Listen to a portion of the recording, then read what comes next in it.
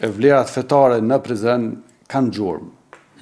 Unë gjitha ka ndoshta edhe hera ndonjëherë kam pasur rast ta them, nëse në Prizrenit ja hekim xhaminat, ja hekim edhe hamamin që është pranë Bashkisë Islame.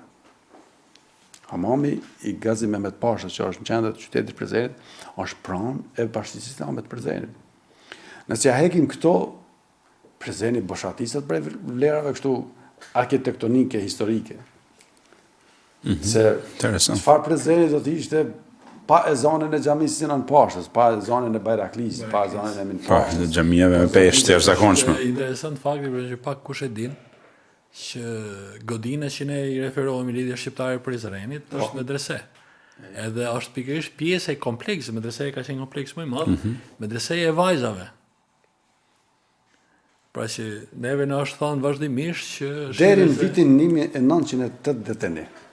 Pra se kjo edukimi është vajzave në shkollë. Kompleksi që sot ju kur veni prej Shqipërisë në Prizren dhe vizitoni kompleksin e lidhjes Prizrenit, ka qenë pranë e Bashkisë Islame.